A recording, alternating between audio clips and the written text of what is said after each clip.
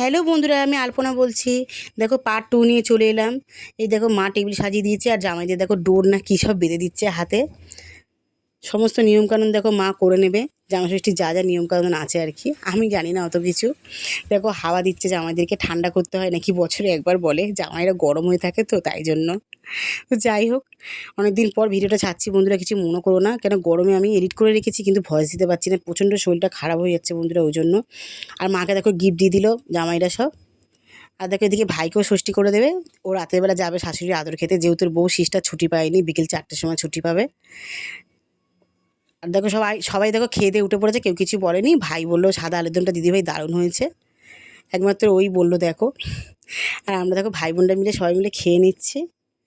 তোমাদের ছোট্ট মিনি ব্লগটা কীরকম লাগলো অবশ্যই জানিও, ভালো লাগলে লাইক কমেন্ট শেয়ার করে দিও।